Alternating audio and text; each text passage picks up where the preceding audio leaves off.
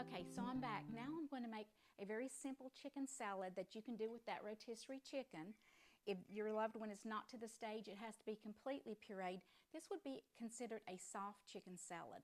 It's where they can eat, but it doesn't choke them when they're eating, and they don't have to chew very much, but they can still chew some.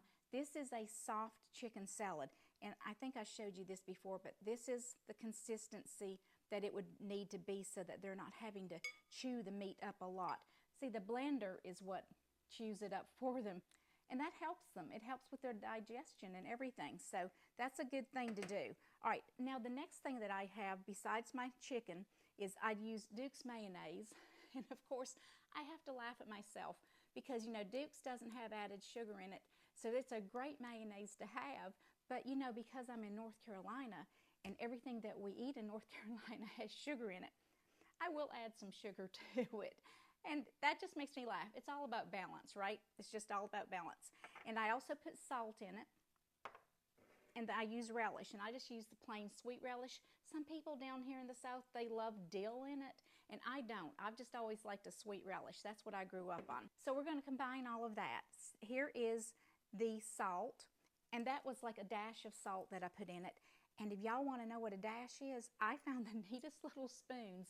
I have a friend that she's a wonderful cook. Well, I have several friends that are wonderful cooks. And I'll say, what do you put in your recipe? How much is this? And they'll go, a dash of that and a pinch of that. And I'm like, how much is that? I found measuring spoons, y'all, that actually have a pinch, a dash, and a tad on them.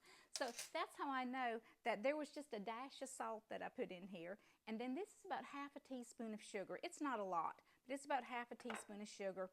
And I've measured all this stuff out for y'all, and I put 2 tablespoons of relish in mine. So I mix all of that together, and I also, you know what, and I didn't put it out here.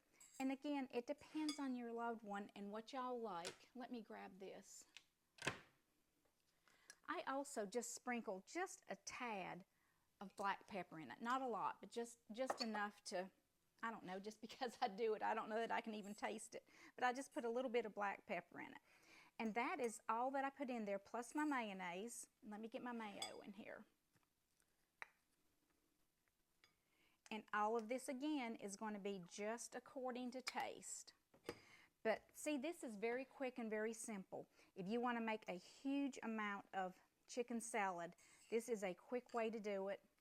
The rotisserie chicken makes it the quickest way to do it and the least mess. And I know, y'all, what it's like when you're trying to make food and your loved one wants to help in the kitchen, and you know what?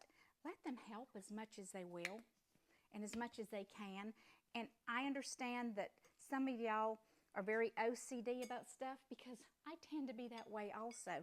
So when they're in the kitchen, give them things that's not going to bother you if it's not done exactly like you think it needs to be done. And this is so good. It's very simple and very good, and I think that's about enough. All right, and there you have it.